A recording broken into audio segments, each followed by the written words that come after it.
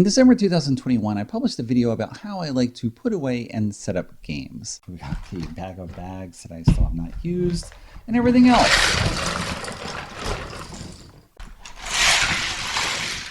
We're going to put it all on the, but since that's not color and anything not chosen, it's with everything else. That video received hundreds of comments from viewers on BoardGameGeek, YouTube, Facebook, Instagram, and Twitter. All the places that the video was posted. And much of the feedback from viewers was critical of one or more things that I said in the video. I responded to a number of comments on different places, but I thought I'd also publish a video addressing a lot of these topics at once because many people brought up similar issues, and this gives me a chance to talk about them all in one go. To start, some people found the title of the video itself insulting, The Smart Gamer's Guide to Putting Away Games. They found that the title, combined with some of what I said in the video, came across as condescending, as if I were saying, if you don't take this approach, then you are dumb. That is not what I said in the video, and that is not the intent of the title. The title is meant to be provocative, but it's also a play off of my long-lived dislike of the idiots guides and the dummies guides that have been bestsellers for decades. Clearly, these companies know their brand. They market their work well. They have an audience for their work. I personally find the idea of buying a book for me, an idiot, insulting. I'm baffled as to why they sell as well as they do, although I can admit to being grateful for it, given that I am the co-author on Starting and Running the Coffee Bar. Out in the second edition now, co-written only by my wife and an expert. So I'm no longer involved with that. That book came out in the mid-2000s. I was a freelance writer at that time, and I took that job. I don't like the branding of the books, but it works. But if I'm going to do a guide, I'm going to market it differently. I'm marketing to the smart gamer. And what I mean by the smart gamer is someone who will reassess their preferences from time to time. The concept that I always have of being a smart person is someone who does not stick to their ways, but will readdress them from time to time. You'll look at your habits, your beliefs, and you'll reassess based on whatever the current situation is. Things definitely change over your life, and sometimes you find that what worked for you in the past doesn't work for you anymore. And that's the case with me, because I used to be much more fastidious with my games than I am at this point. Many people pointed out that this teardown and setup method would not work for many particular games, such as Battlestar Galactica and its multiple expansions, or Robinson Crusoe and its many scenarios, or any number of war games that come with hundreds of different chits that you want to keep track of, or pretty much any dungeon crawler, as they are typically scenario-based and you're only going to use a small number of components in any particular scenario, as is the case with Gloomhaven, for example.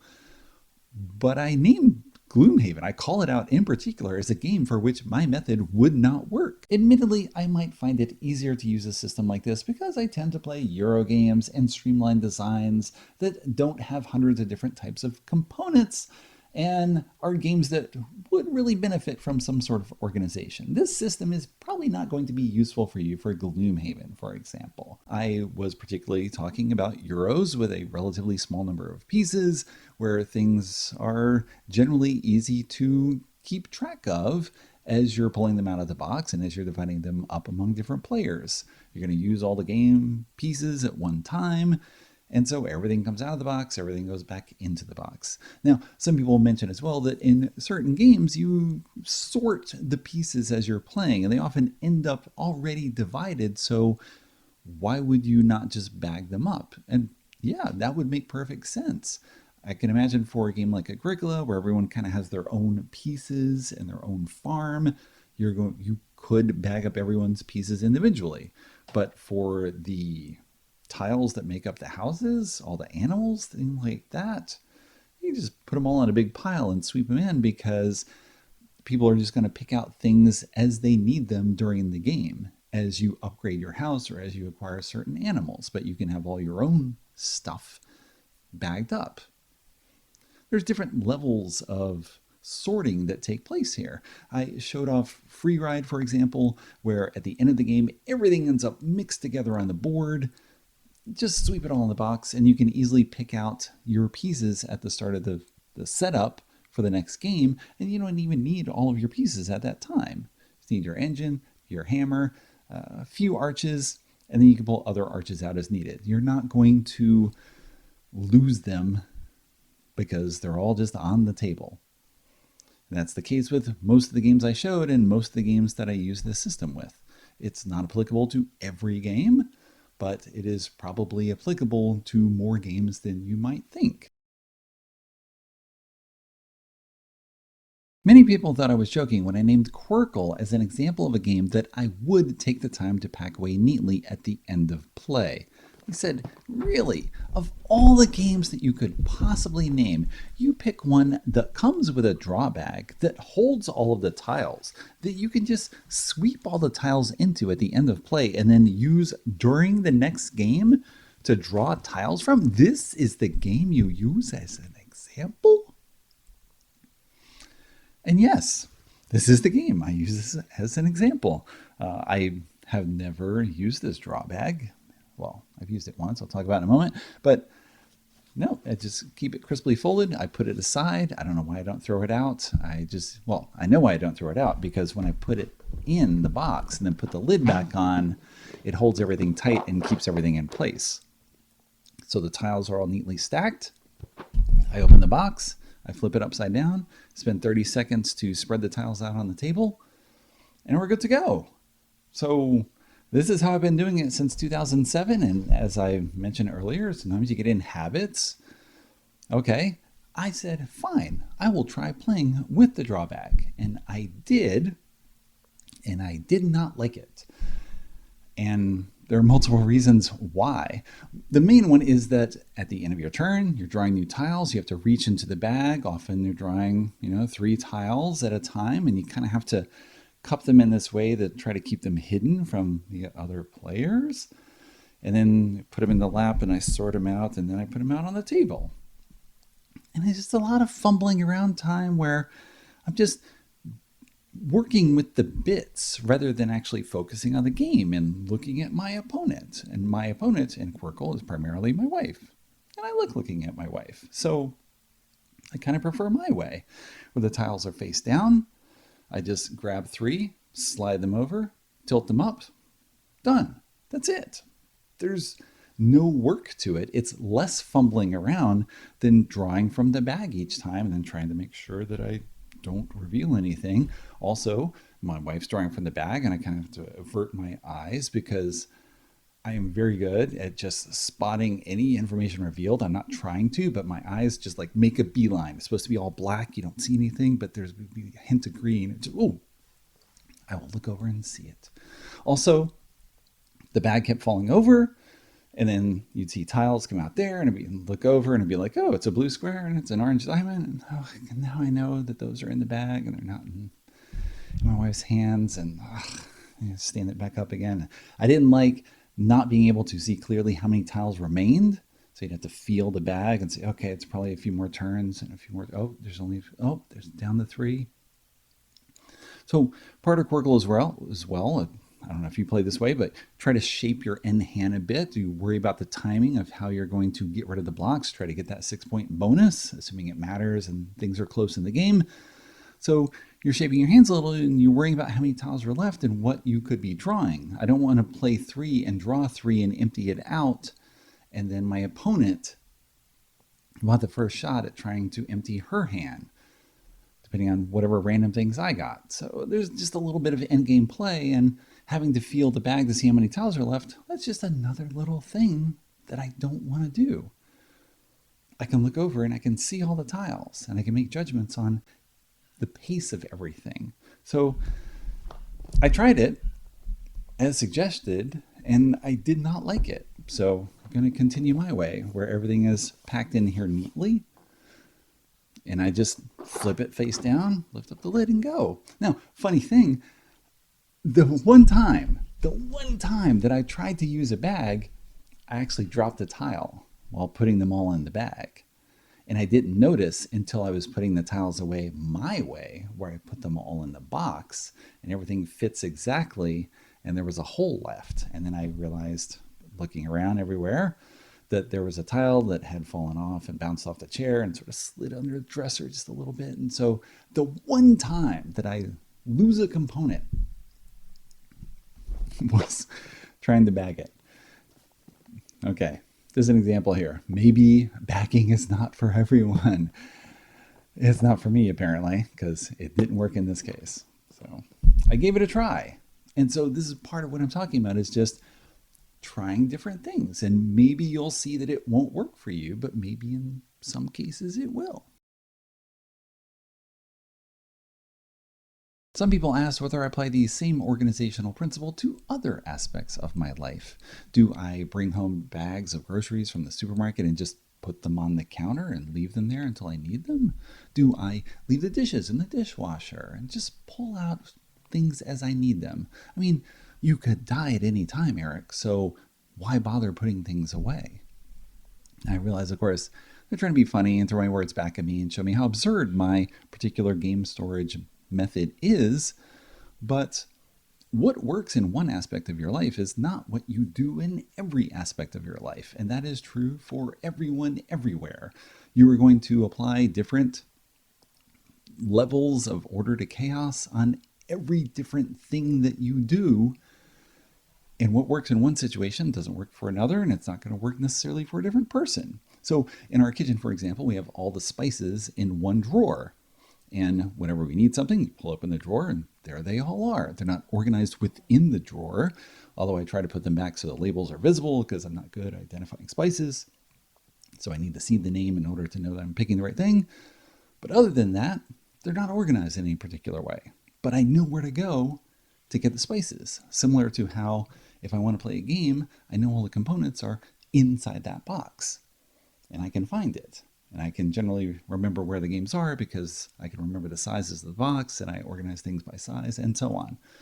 You know, everyone's going to do something differently. With my socks, for example, someone brought up, do you organize your socks this way?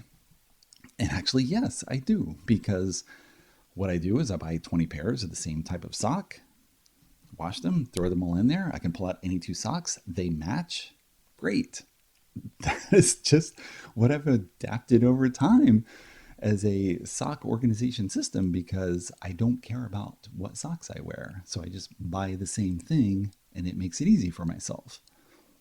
You might not do that because you have different socks or you've got some other reason for organizing things as you want to, just as you would for your clothes in the closet. You know, do you have all your pants and then your shorts and shirts and long sleeve shirts and jackets and this? You might have that all organized, or you might have it color coded, or you might have things separated by season or any sorts of other ways. And people are all going to be unique with how they're doing things, but then there'll be some crossover and you can compare what is better in one sense or another. And what I was doing here was trying to suggest what works for me in many situations. Maybe it won't work for you, but it is an approach that does work, at least for some people. Some people have pointed out that this method of teardown and setup will not save you any time, and so it's pointless. Whatever time you save by sweeping bits into the box will be lost in the future as you're sorting out bits from the pile while you're setting up for the next game. Maybe, possibly. Again, this is why this method is appropriate for some games, but not all games. As I stated before, you are probably not going to use this method of storage for a game with multiple scenarios where you are only going to use certain components in any particular scenario. No, this method does not make sense in that case. But for a large number of games, I would instead argue that you are not going to spend any more time using my method than the bagging method. Based on my experience, where I used to bag games meticulously in the past, and now I don't, and I have a rough idea of how much time it would take to store something versus setting up, just based on the number of games I've played. And in general, I don't think you're spending any more time, and often you are spending less because You don't need to sort everything as much as you think. Also, as I stated, if you should happen to die or just not play the game again, then you will definitely have saved that setup time because you have not sorted the components. Although that leads into another issue that people often brought up. What happens when you sell those games, Eric? Isn't it incredibly rude to present games in that manner with all the bits just unsorted in piles? Depends upon your taste in buying games, I suppose. I have thrifted many games in my time from various stores or from store closings or just individual users who are selling off big parts of their collection. And games come packed in all sorts of ways, including barely packed at all. And I've gotten used to it and it doesn't faze me. It's just what I'm used to, especially because I used to thrift a lot where I lived in New England. There's a large assortment of stores that you could find things at. And so you go through and you pick stuff out, and it'll be some game from the 70s, usually abstract strategy thing that I had not seen before. I'm like, this is cool. And it's all taped on the sides, and you open it up, and usually most of the pieces were there. You know, you're taking chances and finding things out. In terms of selling games, well, I ship some off to the BGG library because we might not have a copy in stock, or I will give them away to a local person, or I'll just put some low price on them just because I want them out of my house. And I'm not worried about maximizing the dollar value of anything that passes through my hands because they just want it out of the house to some degree. And this leads into another notion that as a reviewer, I receive lots of games. And so perhaps I have become anesthetized to the value of a game where I don't see them as valuable as other people do. I'm sort of throwing them away. I view them as something that's just passing through my hands temporarily, and therefore I don't value them as much as most people do because, again, I receive a lot of them for free for a review or for coverage or for pictures or for whatever reason. To some degree, that is probably true. I mean, I do receive a lot of games. I do pass them on to the library or to others who I play with just because I don't need them. I can't keep everything. I don't need to keep everything. A lot of games are just not appropriate for my taste, or I did the video, I know I'm never going to touch it again. So I just pass it on. And maybe that has affected how I view games in terms of their resale value because I'm not primarily looking at games as an investment to try something out and then turn it around and ideally get as much money back for it as possible. But instead, I'm looking only at the cultural nature, the artistic presence of the design, and what comes through in terms of the gameplay. That's what's most important for me when I am doing a write-up or a video or pretty much anything related to the games. It's not the resale price of the game. It's not even the initial price of the game. In all the videos I do, I almost never talk about what the price of a game is and whether the components and the gameplay are justify that price, because game price is a very personal issue. Many people have different levels of what they think is affordable, what they think is the right level of value, what is desired for them based on whatever games they currently own versus what they would like to own. There's all sorts of variables in that, and I'm not a good judge of what is valuable to you.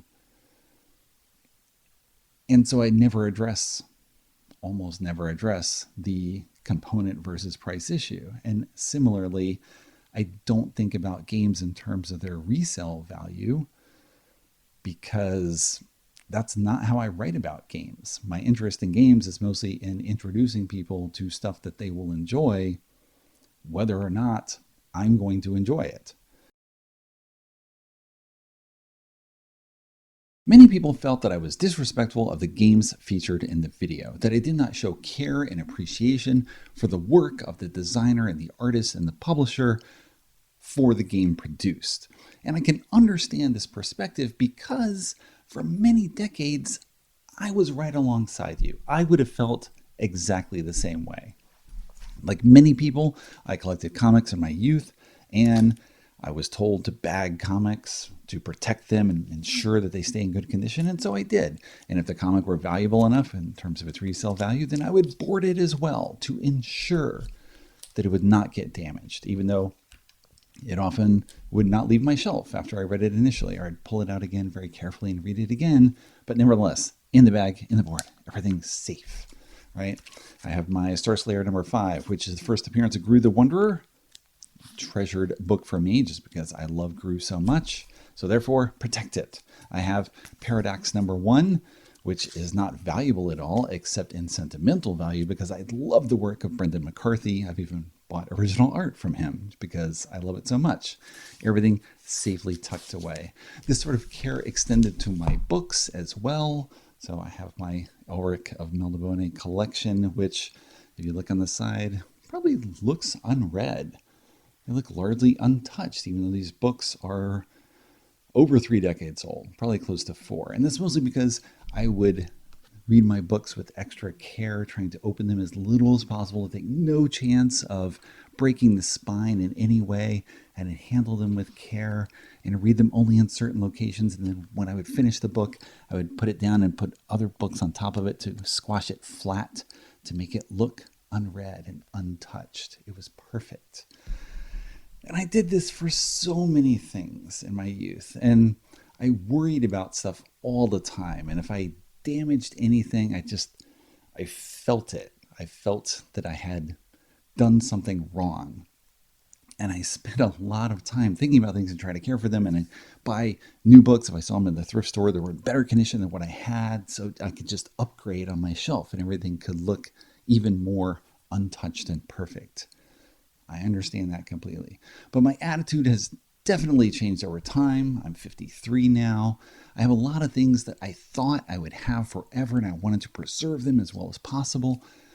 And now those things are gone. I stopped caring about them. I stopped needing them. I've moved a number of times, and so you look at things and you're like, really, I have no connection to this anymore. I don't need to bring this with me. And so I move it on. And often all the value that I thought the thing had, it was all value that I brought to it. It wasn't necessarily inherent in the thing itself. I mean, I don't think these are valuable in any way. I'm sure that I could replace them easily if I damaged them or lost them somehow, and I might not even notice. I might decide, well, I'll get it if I feel the need, and then I would just never get to it, which has happened with a number of things. For all that I value these things before, it's more the memory of it than the actual physical object itself. It was the idea of me, tall and thin and extremely pale, and with a name that's 4/5 of Elric, putting myself in Elric's position. Probably not the best character association to have, but that's what I did. I dug Michael Moorcock, so Elric was the guy when I was that age. Right? I had these associations, but now all this stuff has moved on. And so the things I have, they're valuable because of the associations that I have with them, and it's not the condition of the things themselves. I have no idea what the value of these are. And I don't really care because I don't plan to get rid of them. And then when I do get rid of them, as I did, I got rid of so many comics and games and trading cards and CDs and all this other stuff when I moved away from New Hampshire. I just had to lighten the load a lot. And I had all these things that were important to me, or previously important to me, that I realized I didn't need to look at anymore. I didn't need to hold on to. And all the value that I thought they had, it just wasn't there. It would have taken any value that I could have found in them, monetary value, would come from me spending a lot of time trying to sell these things. And it was so much more valuable to save the time instead of the money and just be done with the things. And I've had this come up more recently where someone passed away, they passed items on to me, and they had a catalog of just the value of everything, what they had paid for it, what they thought it was worth, and detailed history about the objects and why they got it. And, it's all about try to maximize the value of this, right? We've got valuable things here. And the more I look at it, the more I looked at it, I should say, the more I found that the value wasn't there. The value is not what they thought it was. In some cases, it's just because time had passed, the thing was no longer valuable, a company had stopped making stuff, whatever it was.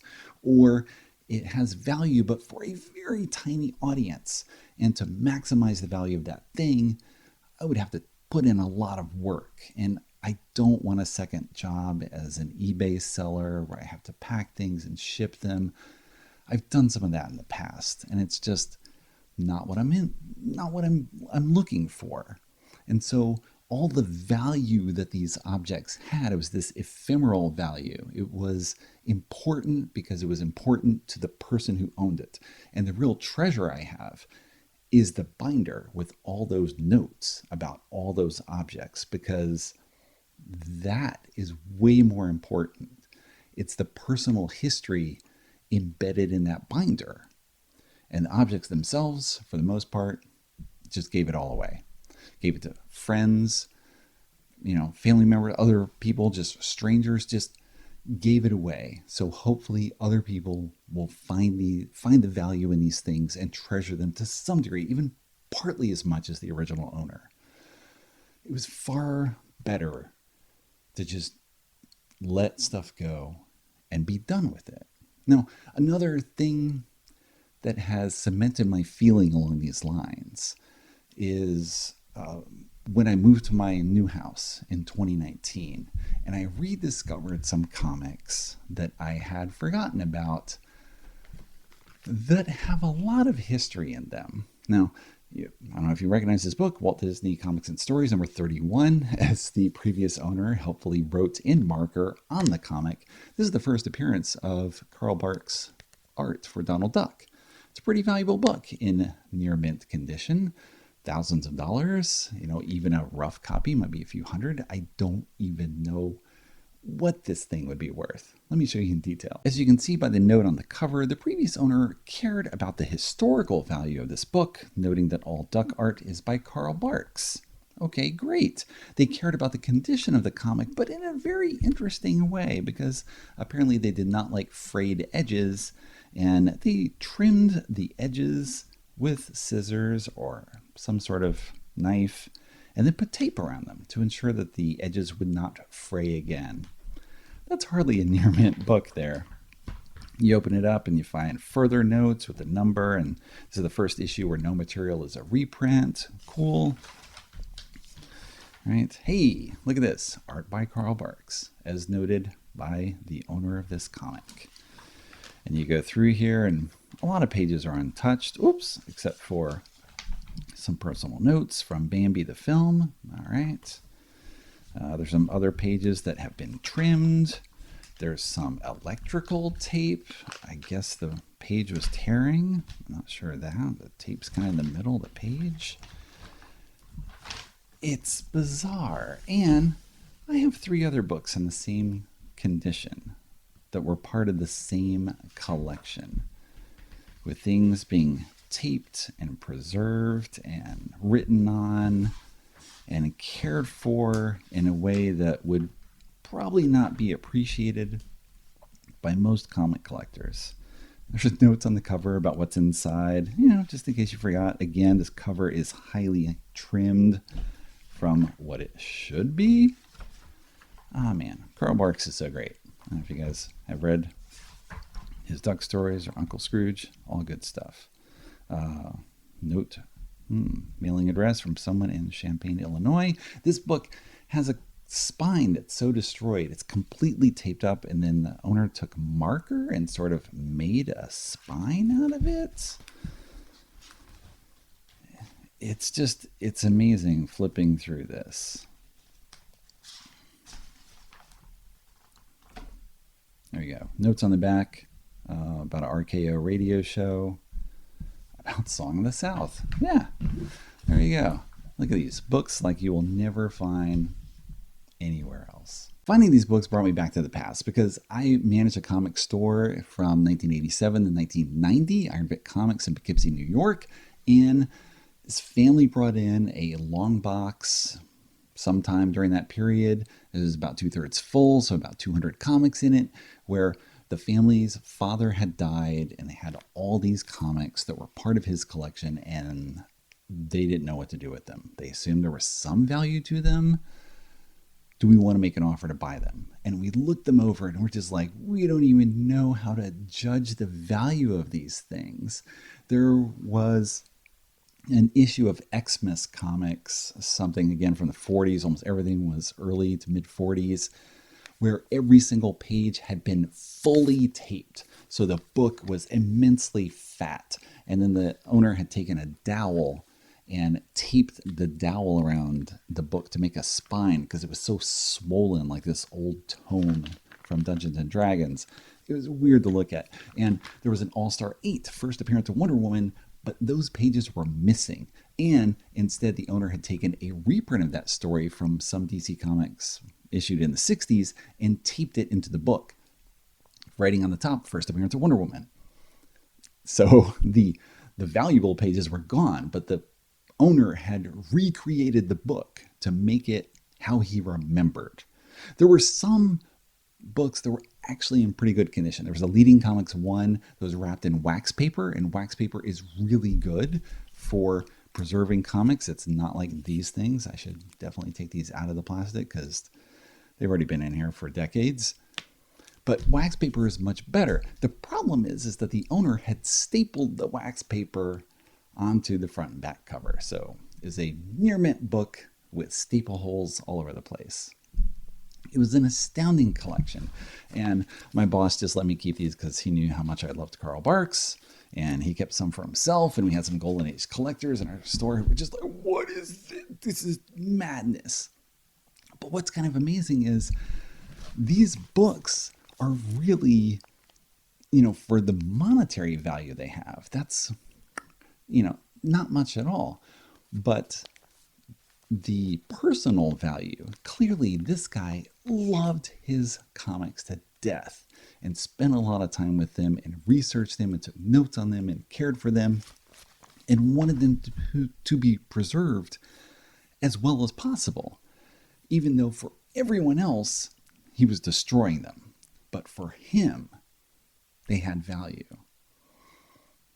And that's the way I think about these games, where they have value for me because of what they are, not the physical components in them, but a representation of the work by the designer, the artist, and the publisher. They have value because of the design that they have, not the actual physical components. If this copy of Qwirkle got destroyed, I could get a replacement. And I still have Qwirkle. I still have the memories of Qwirkle. This particular copy is gone, but there can be others, and I can get them.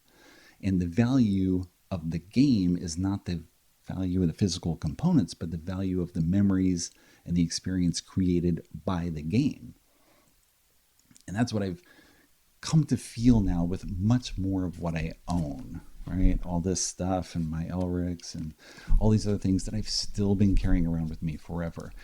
The value of it comes from the memories associated with them and the value I get out of reading the books and reading the comics and playing the games.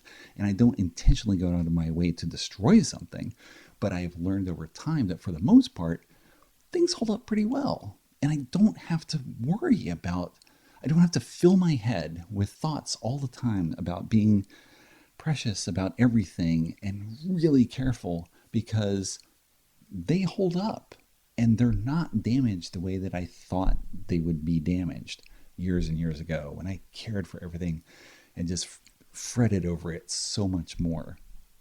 They just don't get damaged that way. I read comics now. When I go back to my collection, I pull them out of the bags, I pull them out of the boards, and I just put them back in the box afterward, and they just stay there and nothing happens to them. And it's the same for the books. So I used to not put books in my bag because I didn't want them to get dinged or wrecked or whatever, carrying them around. But it's more valuable to have the book with me that I want to read so I can read it. The value is in what I get out of it and not the physical object. So that is where I disagree about the idea of me disrespecting these games. I will note that if I treated your games this way, I would say, yes, I'm disrespecting the game. If you don't want me to treat a game a certain way, then I won't do that. The BGG library games are treated differently than I treat my own games because we haul them in a tractor trailer from convention to storage and back, and we have to make sure that nothing falls because there's like 5,000 games in there, and if they all got jumbled together, that would be bad. But these are all my responsibility. So I don't feel I can disrespect my own games. I respect the work of the designers and the artists, and I try to talk about games with that respect when I'm doing reviews and write-ups, because I know people put hard work into it.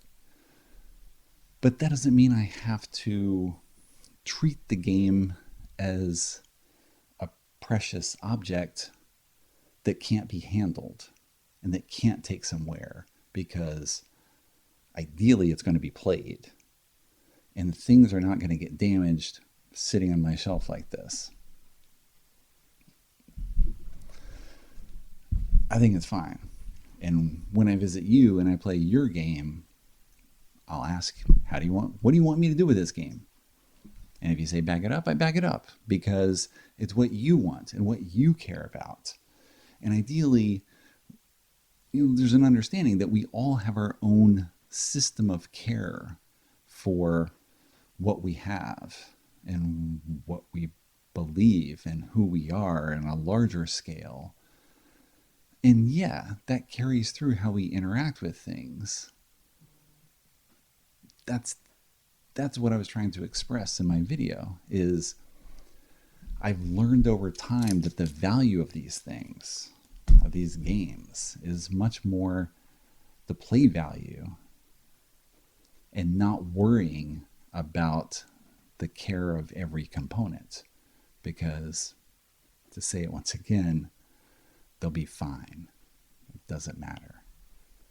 And ideally, I won't say that anymore, because I think I've said enough.